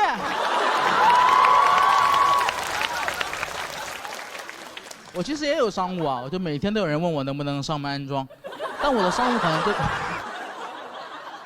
但我商务跟你们就不太一样，他们商务都是什么口播啊、植入啊、推广啊，我只需要上门，关键平均离我1000公里。我说上门安装是不可能了，上门女婿你考虑一下。还每天有人给我发私信说自己家门窗坏了，怎么办？前2天特别多，我都尽可能帮忙看看，但这玩意儿越看越多。我现在感觉我是一个互联网门窗医生，虽然不能上门安装，但天天在线问诊。哦，门诊。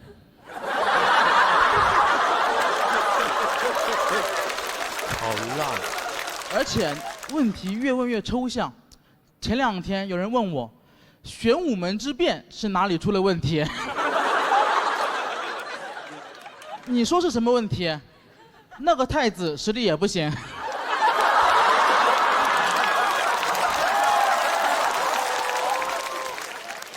我正发愁前路在何方呢，家乡传来了好消息，就我们安邑县的融媒体发了我的视频，2天播放量130多万。我知道在上海你们觉得这个数字没什么，但我们县一共30万人，130万的播放量，给老乡们忙坏了。那2天都没空做门窗了，一直在做数据。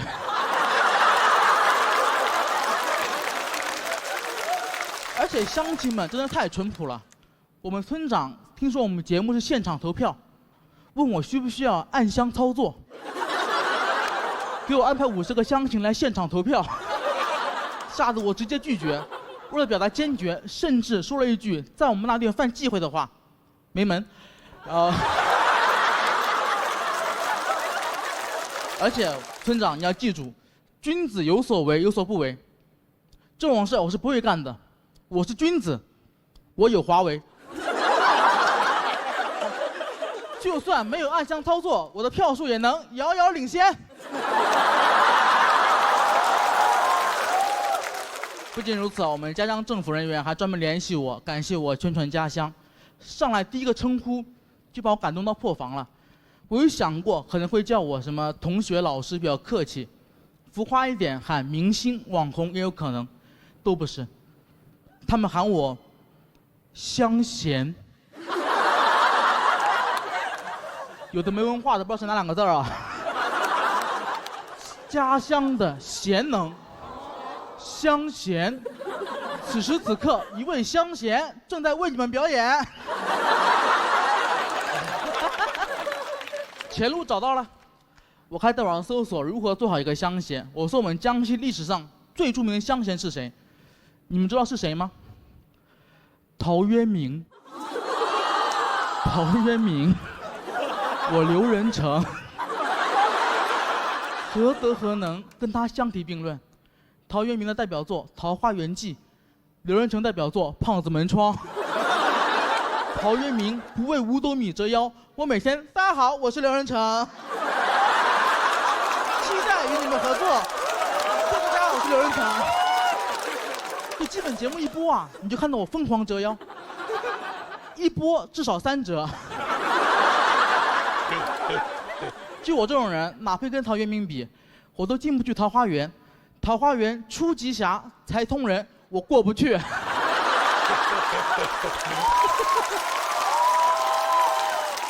我后来啊一直研究《桃花源记》，我很受触动，我还写了一小篇致敬陶渊明先生，名字叫《工业园记》。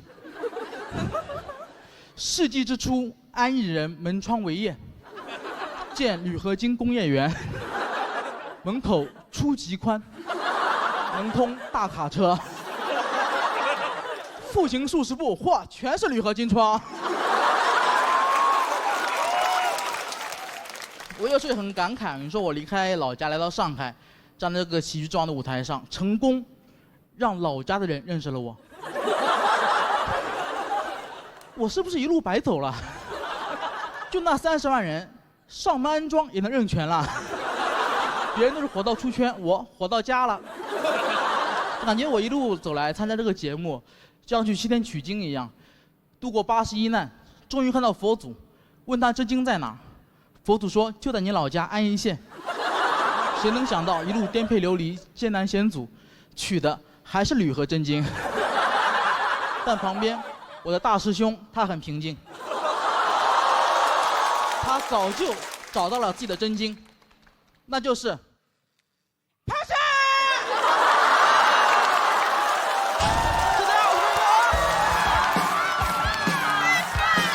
大家好，我是庞博。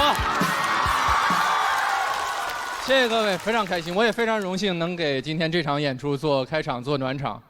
而且你们知道，《喜剧之王单口季》这个节目的发起人是周星驰先生，今天是半决赛了，周星驰先生一次都没有出现过。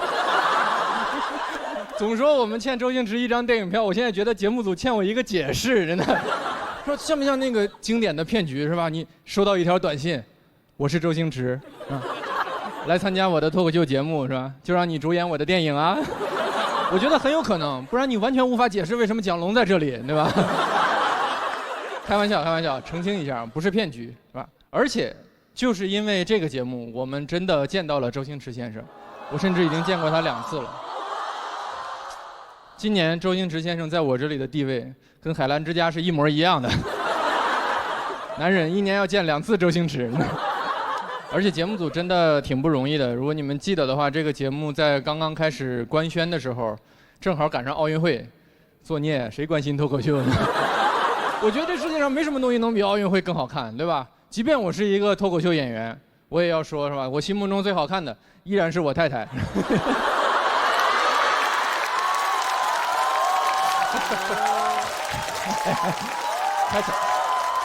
开场就可以胡来啊！第2是奥运会，对吧？脱口秀排第3，真的，俩节目在一起排第3啊！而且认真的说啊，这个夏天因为有2档脱口秀节目，对我们这些脱口秀演员来说真的非常的重要。节目变多了，机会也变多了，大家都很开心。我不知道你们是从事什么工作，但你想，还有什么行业1年能有2个名副其实的大王？对吧？有20个人是货真价实的全国10强，跟好多大学的那个排名是一样的。你看，虽然节目上你看到了100个脱口秀演员，但来了就是50强。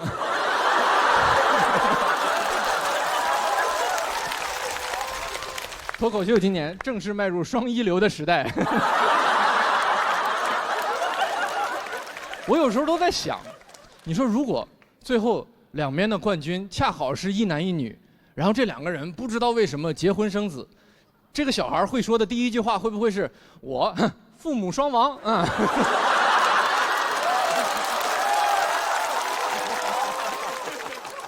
而且演员真的很幸运，是吧？我们还有京都念慈庵，对吧？跟大家说，付航跟刘洋争得最凶的根本就不是冠军，就是念慈庵。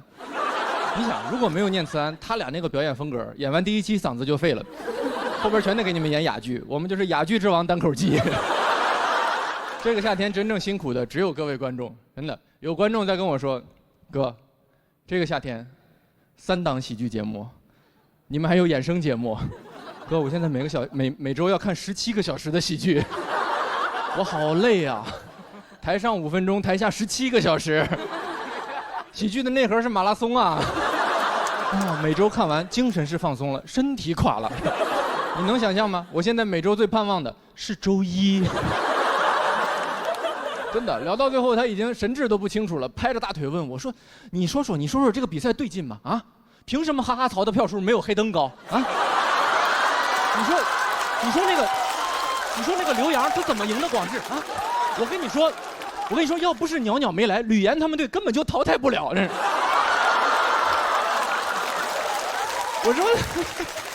我说咱都看成这样了，要不考虑停一边的会员呢？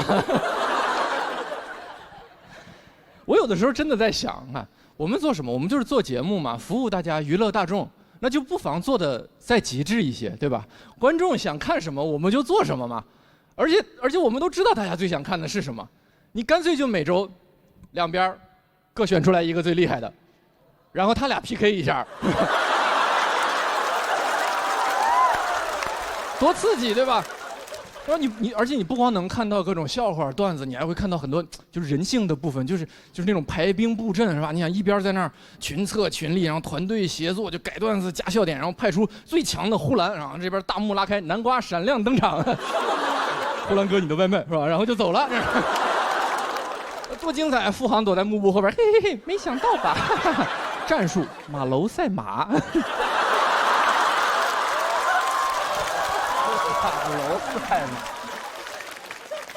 而且你也不用一周在这儿播17个小时，2小时就够了。我们就搞直播，对吧？每周5晚上就直播，然后你再请2个国外那种名不见经传但实力非常过硬的脱口秀演员，就是给我们所有人打的都不行了，只有王建国奄奄一息，是吧？我觉得到时候今年所有没有参加比赛的脱口秀演员都会出来发微博支援我们，是吧？就看不得这种场面，3巡国仔守国门。内蒙脱口秀演员杨蒙恩申请出战。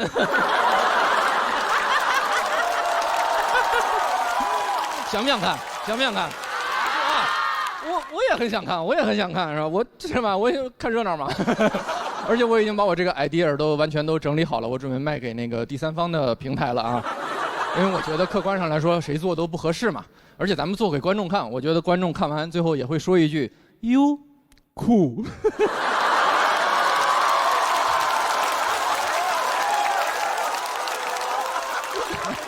开玩笑，开玩笑，开玩笑，开玩笑！希望大家都开开心心的就好，希望演员们演得开心，也希望各位观众看得开心，就比什么都强。尤其是一会儿还要比赛的朋友们，加油！我们站好最后一班岗前的最后一班岗，好吧？加油！喜剧永远属于所有演员和观众，谢谢大家。Hello， 大家好，我是刘洋。特别开心来到这里，因为今年我其实一共参加了2档喜剧节目哈，然后取得了一些略微的小成绩，好吧，巨大的成就。然后取得了成就之后，非常的开心，因为我觉得太好了，更多人认识我了，大家终于可以关注我以前的作品了。我没有想到大家关心的是我更以前的作品，我的粉丝把我10几年前在新东方教英语的视频翻出来传到各大网站，昼夜苦学。各位学到什么程度？我一点不骗你。有一天早晨6点，我点开一个视频，100多个人在看，什么概念？与此同时，《喜剧之王单口季》7个人在看。我说，哎呀，这是谁给谁引流呢？再这样下去，这节目我给冠名了。我先把名字给他改了，以后不叫《喜剧之王单口记》，叫《喜剧之王单词你得跟我记》。然后有一个视频底下有一个人真的很严肃的在问，说为什么？这个人不是一个喜剧演员吗？为什么要跟他学英语？然后那博主也很严肃的回答：你不懂，这样学英语有一种地下的范儿。哎，我很感慨，各位，我以前听说过地下 rapper、地下 dancer， 我刚意识到我是一地下 teacher。我微博私信的画风也变了，现在我每天会收到30多条私信，全是问英语题。我很感慨哈，别人只问我飞得高不高，我的粉丝问我非谓语动词。当然以前的私信不是这个画风，以前的私信，因为我讲了10年的单口喜剧了，以前私信会有很多骂人的私信，这很正常，因为我们这行嘛，很容易让观众不开心。但是有一个私信我印象特别深，我现在还记得他怎么骂的，因为他骂的太独特了。他骂的就是他所有的后半句都是否定前半句的。我在网上随便编了个段子，他跑过来说：“你以为你很幽默吗？你可真逗！你编这种东西一点意义都没有，我看你就是在搞笑吧，不然呢？别的人都骂我，我感觉这大哥懂我。”然后我线下演出也是，线下演出有的时候也会惹观众生气，跑到网上来骂你。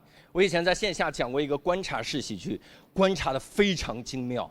我讲的是这样，我给各位复述一遍啊，各位来着了。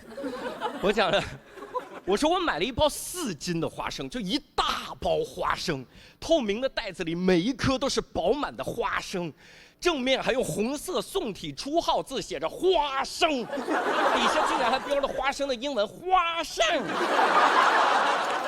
这么大一包花生，它的背面标着一行字：过敏原提示，注意，本品中含有花生。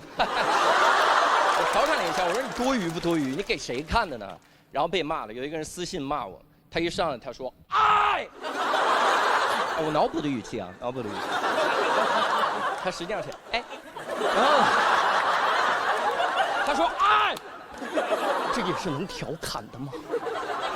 你知不知道，如果有一个花生过敏的人，因为听了你这个段子，放松了警惕，吃到了花生出事了，你担得起责任吗？脱口秀可以冒犯，但请尊重。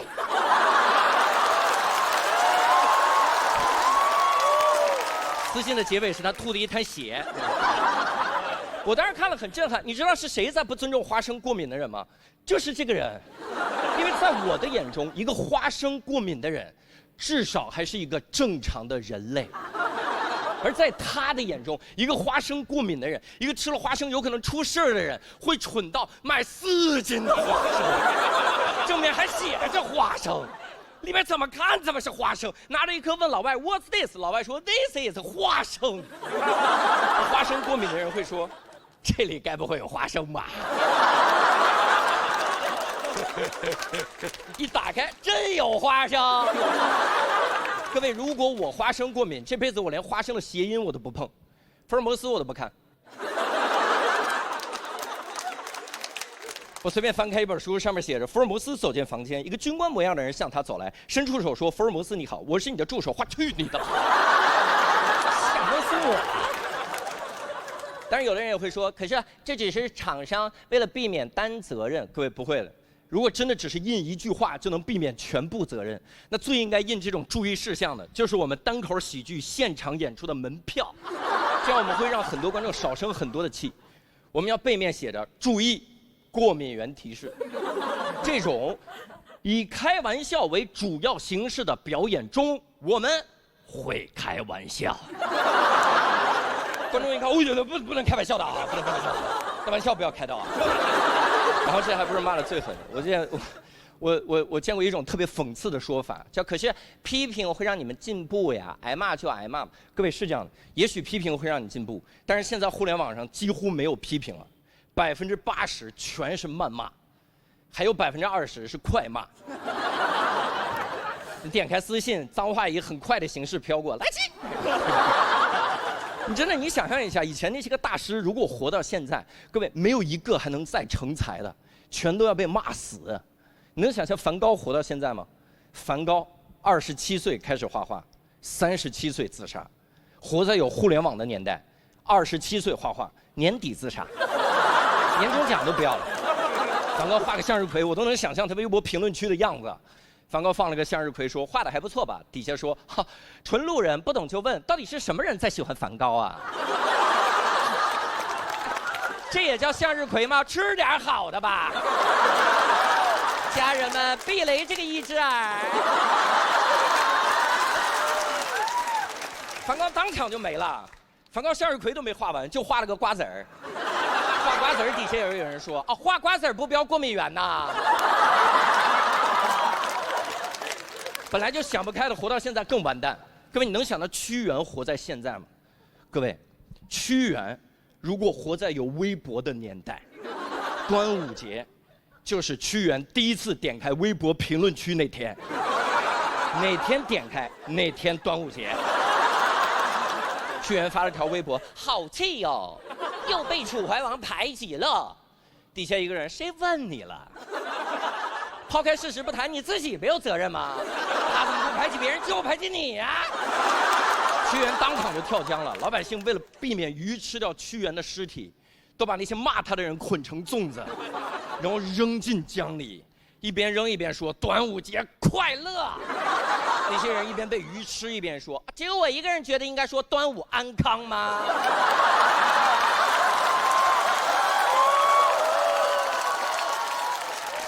批评是有意义的，但是谩骂毫无意义。各位，如果真的要谩骂，我建议以后至少用英语谩骂，这样至少还能背单词。有人说，可是我用英语谩骂，我词汇量不够啊。巧了，谁是地下 teacher 啊？请关注喜剧之王，单词你得跟我记。谢谢大家。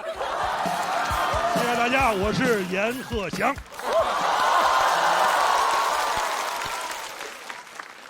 这个节目播完以后呢，我有幸上了几个热搜。我说了快30年相声了，第一回上热搜是阎鹤祥脱口秀，可能早就应该转行。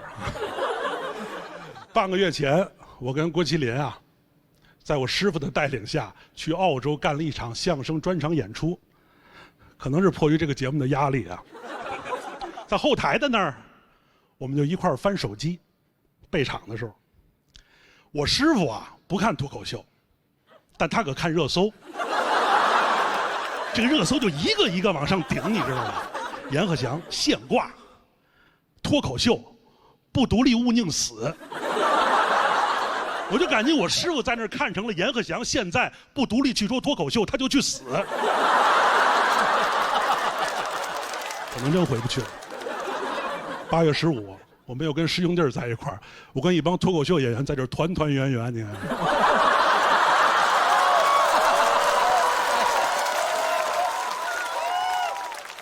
但是我师傅应该不会计较，因为他善。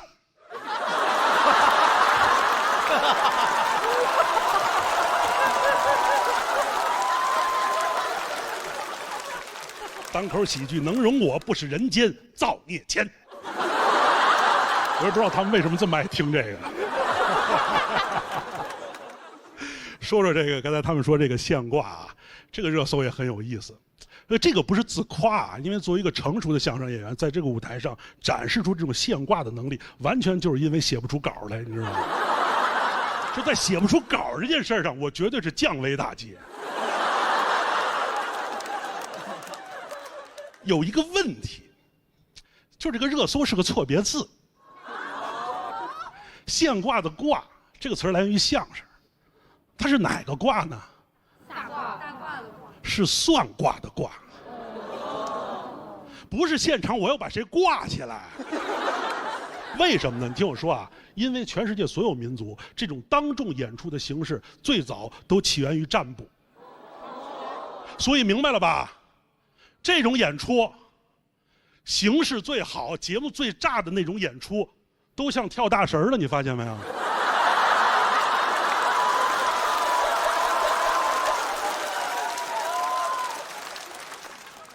付航 ，I say passion， 我给你翻译一下啊，就是是谁保佑你们？付航，我跟你说啊，他像个猴，怎么就来了？他能提前晋级，不是因为物种返祖，他的艺术形式返祖，你知道吗？我们相声干不过脱口秀，我们拢共就100多年，他100万年。而且于翔宇你也弄不过他，你知道吗？于翔宇，因为哲学的上面是神学，你还得转专业。还有一个字儿啊，就是他们脱口秀经常用这个梗，这个词儿来源于我们相声里边那个哏。因为这个字儿从北方传到南方到港澳台以后，他们前后鼻音分不清楚，所以哏读成了梗。正本清源一下啊，我是个捧哏演员，郭麒麟是个逗哏演员，王建国是个谐音哏演员，知道吗？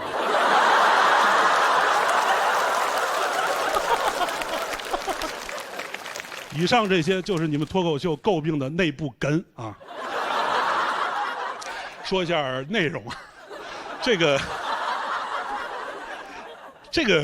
节目播完以后对我改变很大，就是消解了我的很多尴尬，但又增添了很多新的尴尬。我先给你们讲讲相声演员的尴尬都有什么。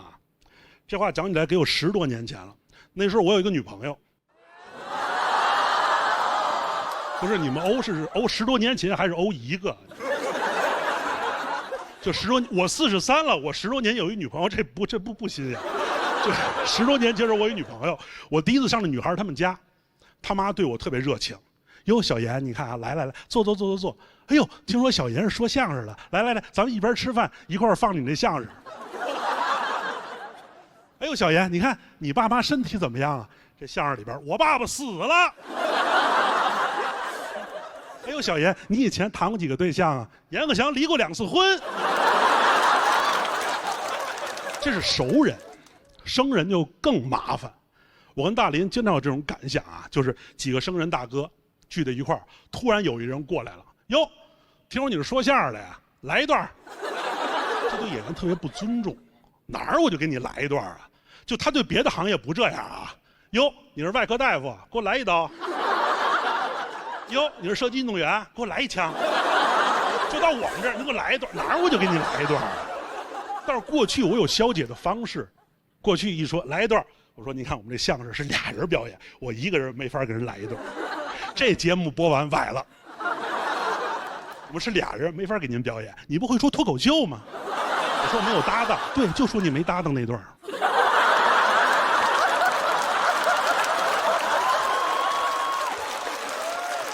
哎，前几天啊，我去做了一个手术，我这个鼻子鼻孔这个位置啊长了一个肿物，你看现在还能看出来有疤了。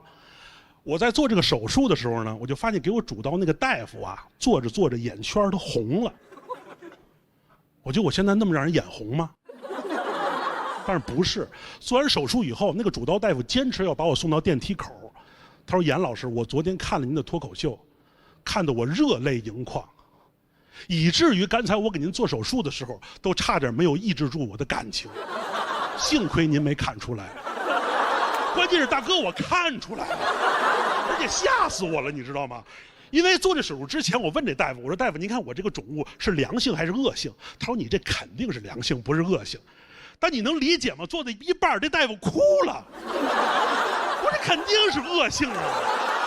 完了，我鼻子没有了，以后怎么说相声啊？我马上就变成捧哏演员了。这事儿没完。我回家以后，我这不是个肿物吗？他拉了以后给我缝了一针，那个线是黑色的，它像一根鼻毛在这儿。这个男士，我跟你说啊，这个鼻内管理比腋下管理还要重要。就一个人，如果他没有鼻毛，他很清爽；他有很多鼻毛，这人很豪爽；他只有一根鼻毛，证明这人他不照镜子，你知道吗？我当时就说，还不如这针就不缝呢。我愣个这伤口崩了，流血了。人问我说：“严老师，你怎么流鼻血了？”我说：“没事，我师傅听我脱口秀了。”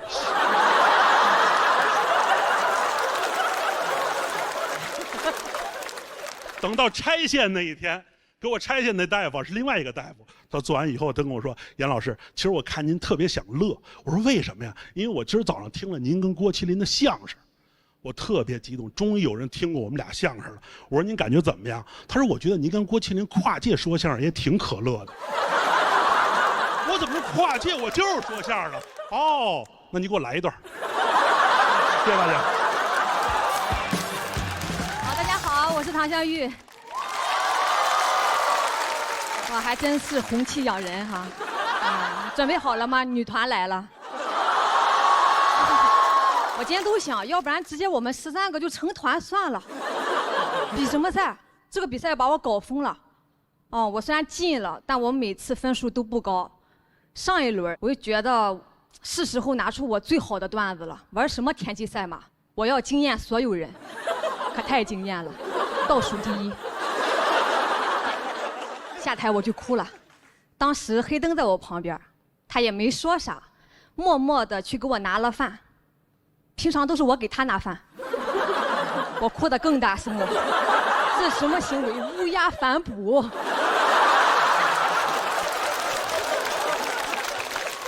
那我得吃啊！打开一看，拿2盒菜没拿饭，啥意思？我这么菜吗？脱口秀这碗饭我吃不上了吗？很敏感，也很脆弱。我那几天根本听不得倒数第一这几个字，碰到个3轮车倒车请注意我都听不得。我说有什么可注意的？他一直很努力，一直往前冲，就是倒了一下，有什么可注意的？师傅说要不你还是注意一下吧，快压你脚了啊！能听出来我性格特别的要强，也经常内耗，为此我还去医院做过那种心理测试，我怕测出来我有病。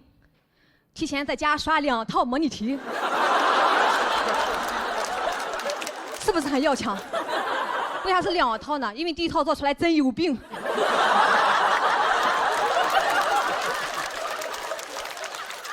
医生就说了，说你放轻松，你要知道你没有那么多观众。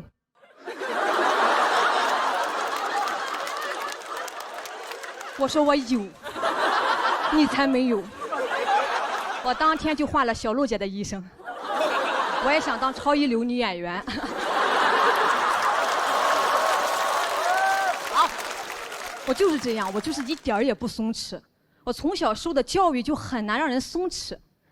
我爸经常跟我说要争气，啊，虽然咱比人家穷，但咱不比人家差。我说咱主要是不诚实。怎么不比人家差？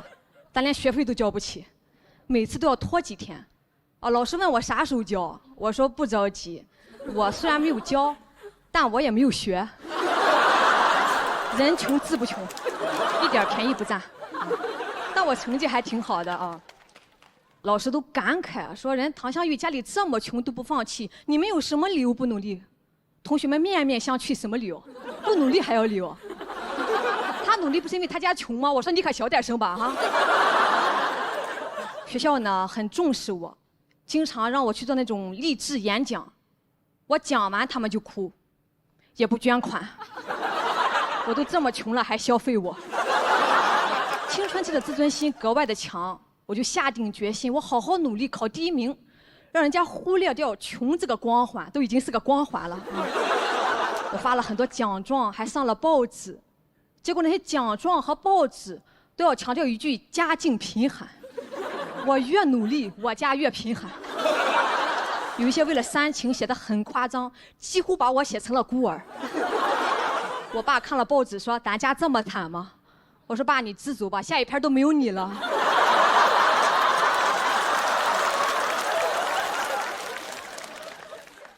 家里都求我说：“别再去演讲了，想要啥给你买点啥行吗？”那我就不客气了，我要了一件棉服，有毛领子那种。毛领子什么概念？我们班花就穿毛领子的，我天天穿。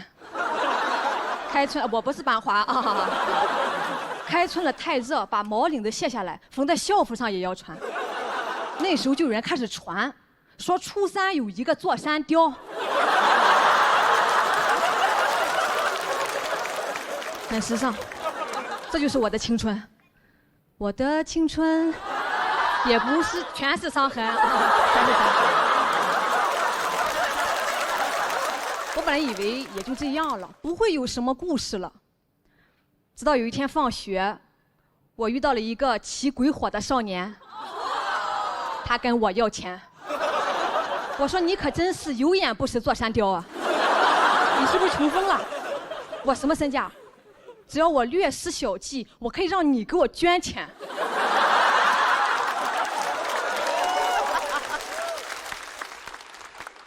他当时那个表情啊，就是这个女孩好特别，见过横的，没见过又穷又横的，被我怼得面红耳赤，整不会了。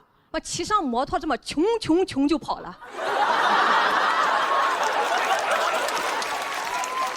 我说你说谁穷？我三轮车嘲笑我，摩托车也嘲笑我。1周之后，他来跟我表白了。这有什么好意外的？流星花园没看过吗？像我这种贫穷、倔强又耀眼的少女，一定会引起道明寺的注意。唐三太表白很用心啊，用的是当时最流行的方式，围了个心形，点蜡烛，很浪漫。